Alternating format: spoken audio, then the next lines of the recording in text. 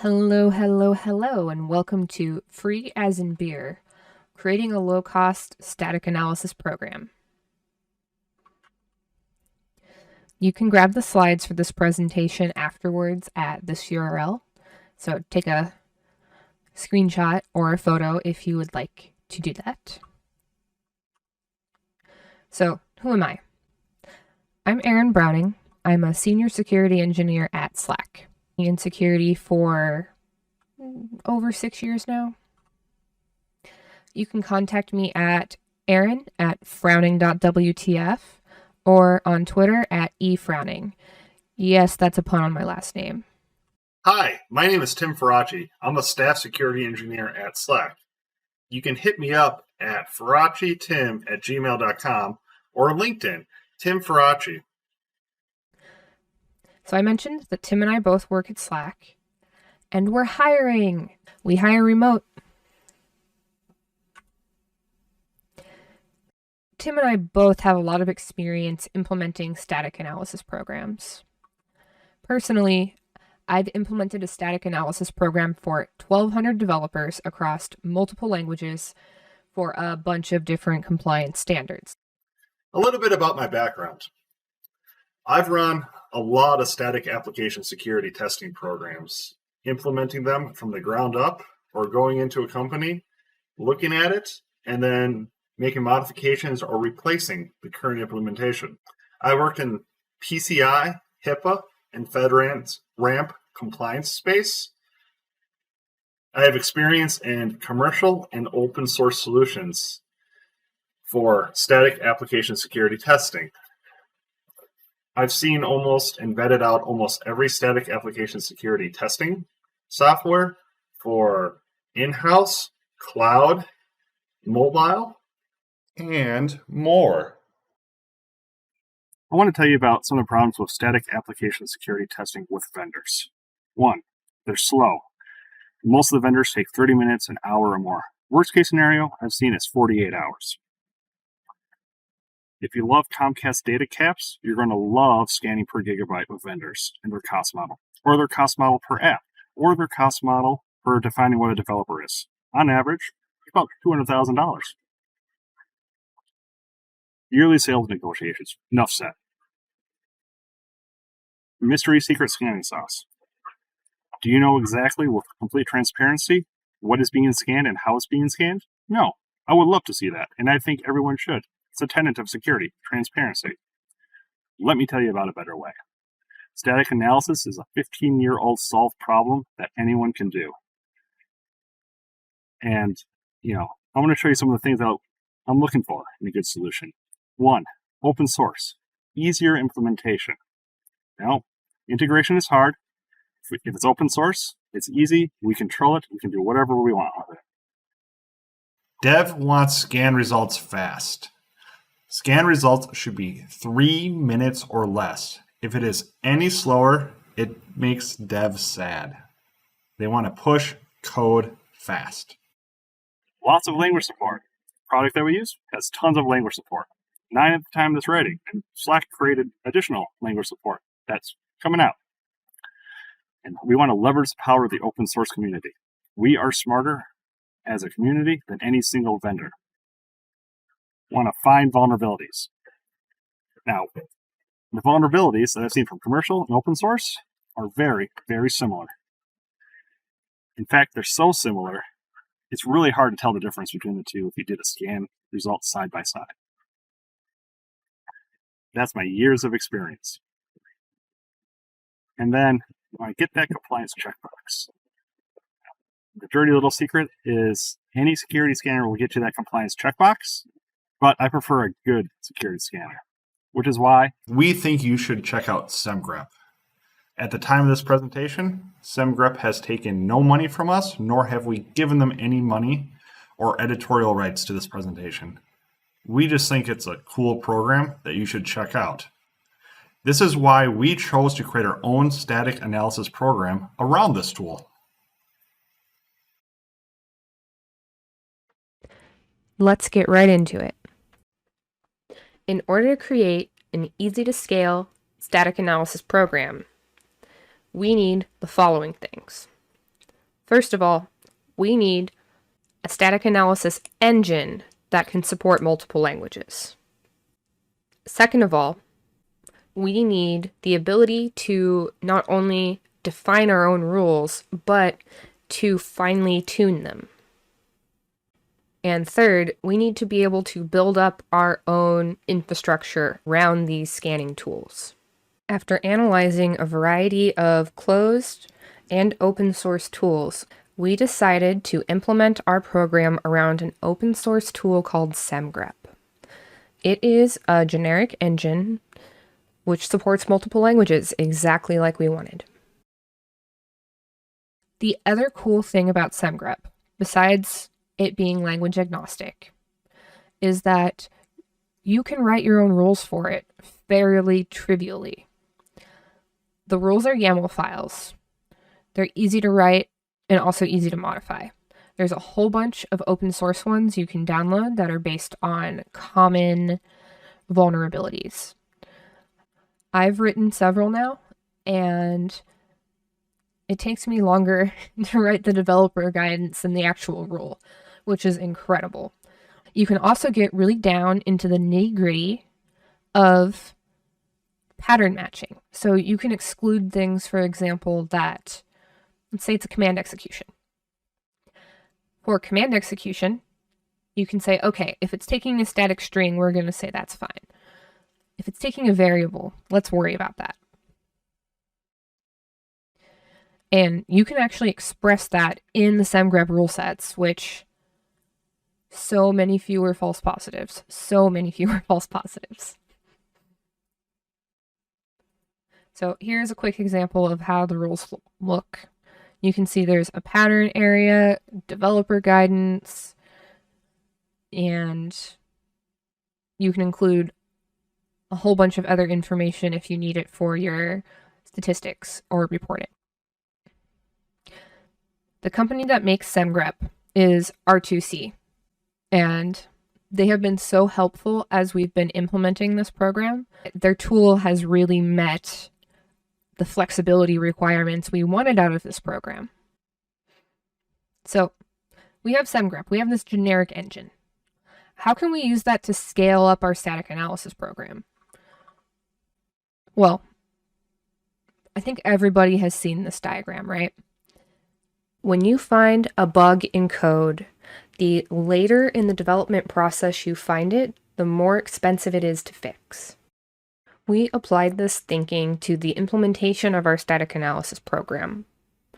We wanted to push a lot of the heavy decisions around the design and implementation and rule set as early into the process as we could, so that we wouldn't have to make expensive changes further down the line.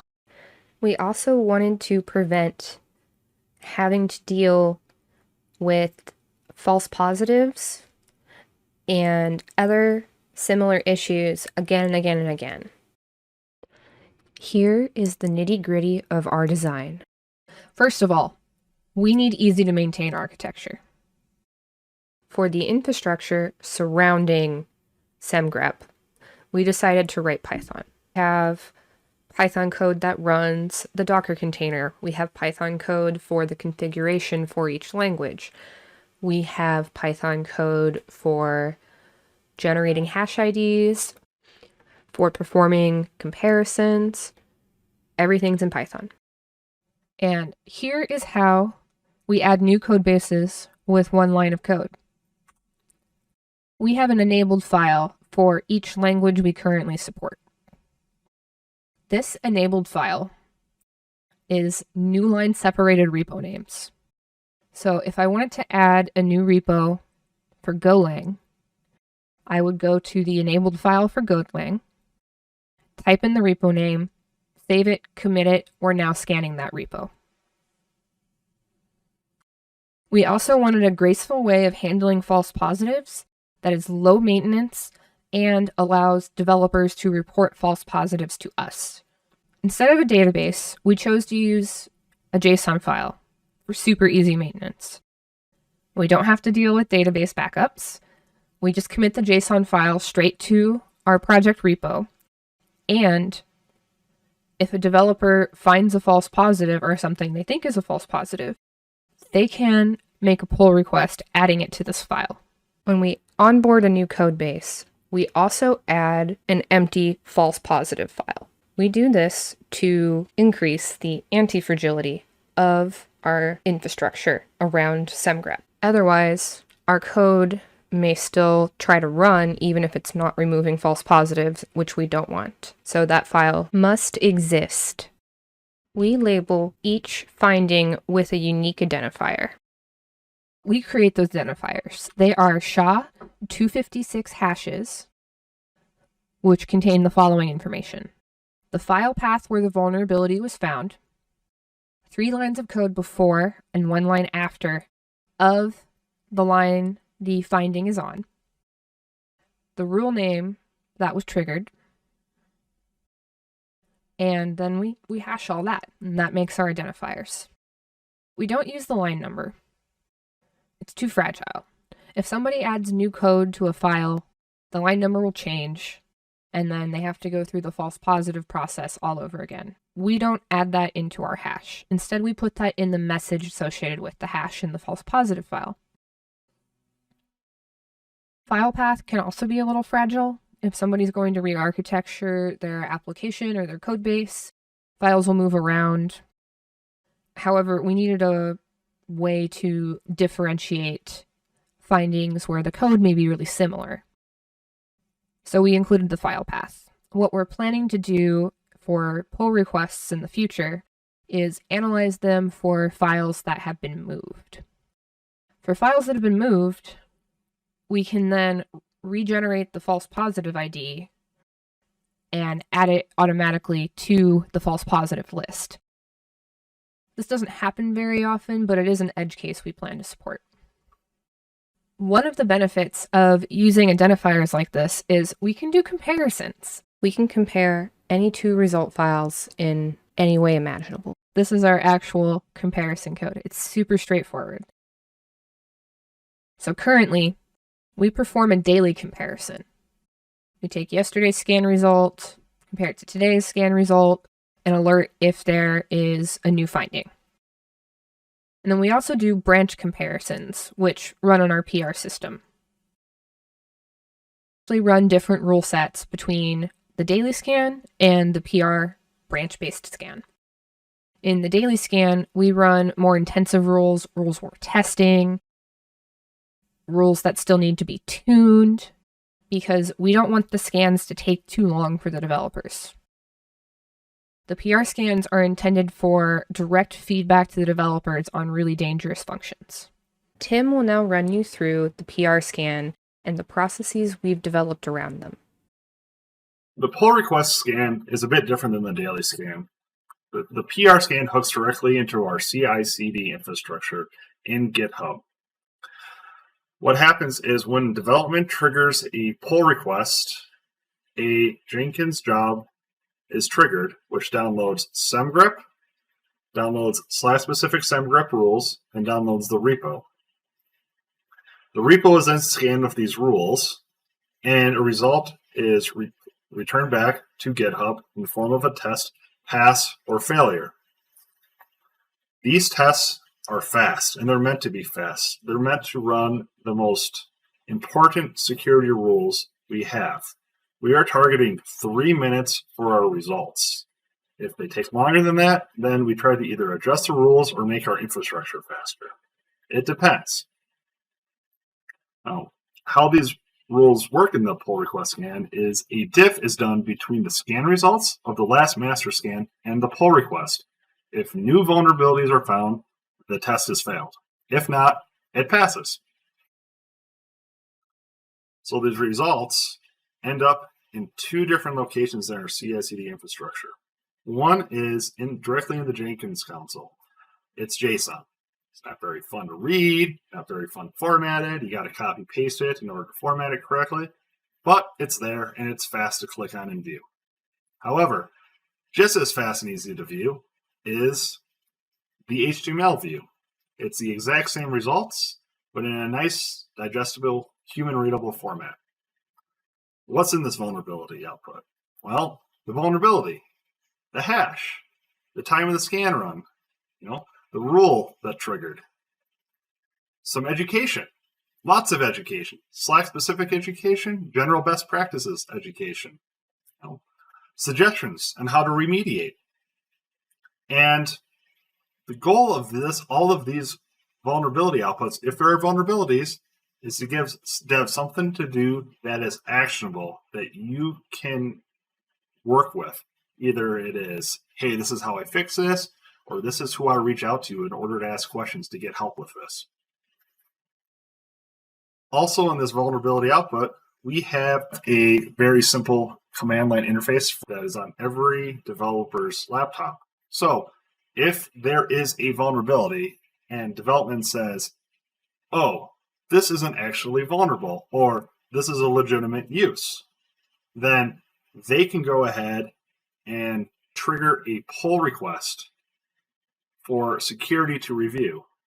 Security will review that pull request and go, is this a legitimate use case of the exec function, perhaps? Well, it's an internal script and it's only running on the box and user controlled. Yeah, they should probably be able to run exec because their use case is fine. What's nice about this when these scan results occur is they produce alerts. These alerts can integrate directly into Slack. So if you have a development feature and some alerts come out, you can throw those alerts directly into the channel so people can take a look at it immediately. Security can also hook into specific alerts we want to see with specific channels that are perhaps very sensitive infrastructure. We want to know what's going on. All of the alerting, all the vulnerability output, all of this is captured to bring us to metrics. Now, we have initially 55 repos that we have scanned at Slack. Of those 55 repos, we've had 648 vulnerabilities. Now, depending on who you are, you might go, that's a ton of vulnerabilities. Wow, I can't believe you had so many vulnerabilities. Or, oh man, that static analysis really didn't find very much. You ain't doing a very good job. Now, in my experience running through this, it's doing a really good job. We're finding similar true positive numbers running our open source SemGrep rules as I am comparing it to commercial offerings. Of those 648 vulnerabilities, 12 of them are actually true positives of low to high. That's not very many vulnerabilities per repo. It is really, really low. Let's see here. It's about one vulnerability per every 4 repos. So one of the repos, which was in development for a very long time, it's a much older repo at the company. And we've been a company for about, 7-8 years this repo has. It had 8 vulnerabilities. 8 out of the 8 years it's been in development or whatever.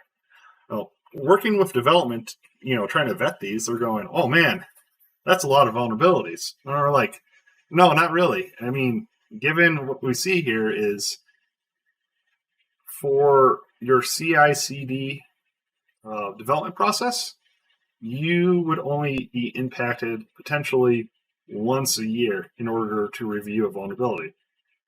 I take this as part because Slack has good developers. We have very good developers here. And the other metric that we have here is the average scan time we've had of all of our repos has been 3.2 minutes. Now, some of them are slower, and we have some that are particularly big, and they're skewing it up. But that's a very good scan time. Very, very, very good. Again, we do want to get this lower. Sub 3 minutes. We might even have some stuff in place that we can even half this time, depending on how we architect our scanning. But we're not there yet, and hopefully one day we will be. A little bit about the SemGrep rules. The SemGrep rules This is an example of a Golang semgrep rule, in particular looking for the exact command pattern. The semgrep rules are actually really, really easy to implement and create. It's a very simplistic pattern. It's a better version of regex. It's just a very simple pattern. It's called pattern syntax. All right. So in these particular examples, there is an ellipsis operator, which is the ... and that's looking for anything that is thrown into that function. So we're looking for exec command, and we're looking for, it doesn't matter what, anytime anyone tries to throw anything into exec command, we want to be alerted on it. We talked about this before. We have developer education. This is important. I know at companies we do the stereotypical, hey, you're onboarded. We're going to teach you developer education. We're going to have a yearly interaction with what the OWASP top 10 is. I mean, it's useful, right? But I learn the most when it's in the moment.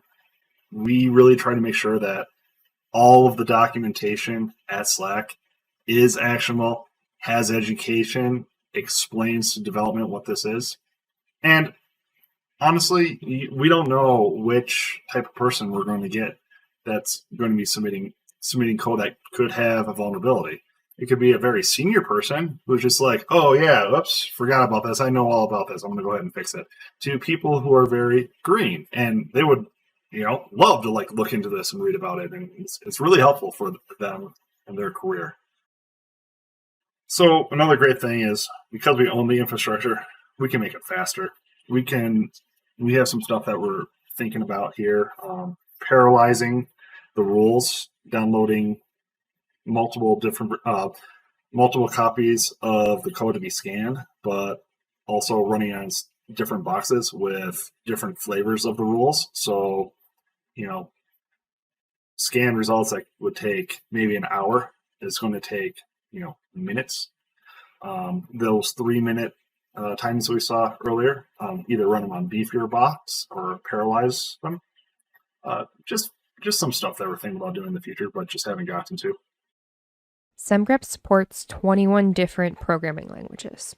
However, at Slack, our main code bases are written in Hackling. semgrep doesn't currently support Hackling.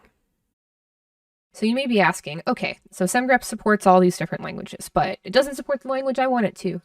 Well, you can add languages to semgrep, but how difficult is that? Well, an intern can do it, or 2 interns who are almost done with their computer science degrees. These are our wonderful interns this summer, David Frankel and Nicholas Lynn, who have been working tirelessly to implement Hacklang into semgrep. They're both very cool people, and we've been very lucky to have them. Nicholas came up with this project title, Project Sushi, aka Static Analysis Using semgrep with Hack Integration, and he made the R2C logo a little bit more delicious. First, it helps to understand a bit about how static analysis works. All languages have grammar. English has grammar, Chinese has grammar, programming languages have grammar. You can actually write up formal specifications for what the grammar is for your programming language. And then you can take existing code in the language, run it through the grammar, and create a representation called a syntax tree. There are 2 main types of syntax trees. There's concrete syntax trees, which are direct representations of grammar in tree form. And there's abstract syntax trees, which are simplified representations of code. The concrete syntax tree will have so much information in it, like everything the computer needs to run the program. For our purposes, we don't necessarily care about all of that extra information. We just want to be able to understand the semantic meaning of the language. An abstract syntax tree takes that complicated concrete syntax tree and reduces it to a useful representation of the code. The teal is the same code as the orange. It's just been reduced to a more useful format for analysis. How do you get from a grammar to a syntax tree? Well, you have to parse the code. Just like if you were to read a book, you have to teach the computer to read the language. You want your syntax tree to be strongly typed because you want to be able to say, okay, in this expression, the grammar here is this is a variable, this is a method, this is an argument. You want to be able to know what each piece of the language means. So strongly typing them is a huge advantage for when you want to get more semantic meaning out of your programming language. We'll do a deeper dive later. So once you have a grammar, you need a parser. The parser will read the source code and turn it into a concrete syntax tree. And then when you want to go from a concrete syntax tree to a more simplified abstract syntax tree, you need another parser. We've been using TreeSitter for grammar.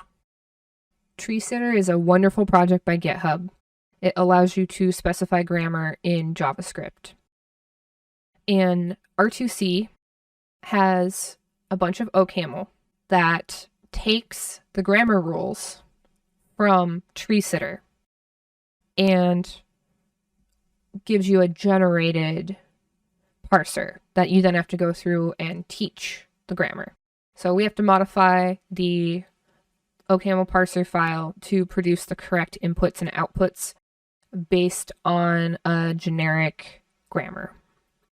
Because SemGrep is language agnostic, when we have a CST and we're going to an AST, we need to use constructs that SemGrep can understand. So SemGrep will know what a variable is, but you have to tell it how the variable is specified. Is it prepended with int, or is it implied like in Python? The other big initiative is once you have the Hackling parsers, well, you can't do anything with them if you don't have rules. So we've been working on creating a rule set for Hackling that looks for common problems we've seen from our bug bounty program, from internal reports, from our own experience. Of course, like OWASP Top 10. You can't forget the WASP. And as I was mentioning earlier, these rules are actually fairly straightforward to write. It usually takes us longer to write the developer guidance. Let's put this all together. We have an enabled file. When you get a new code base that you need to scan, you plop it in the enabled file. There is then we create an empty JSON file for false positives. Then the scan runs. We review the results, mark down false positives, look for true positives. Bam! You're now scanning that code base. Even if you're still dealing with processing the results of the scan, you're now scanning, which means you're in compliance. Thanks to the Snow team, Static Analysis Non-Web App, as we've been calling the project, R2C for all of their help with creating the parsers, our wonderful summer interns, Nicholas and David, of course, Slack, because without Slack we wouldn't have gotten to work on this program, and the AppSec Village for having us. The Sun Turtle appreciates you. And finally, thank you to our lovely coworker Antonio, who wrote a good chunk of the initial grammar for Hackling and has guided both our team and our interns in implementing Hack this summer. If you want further reading, you can hit up these slides and also check out SEMGREP. We've been really happy with it. Thanks, everyone, and we appreciate you taking the time to come to our talk.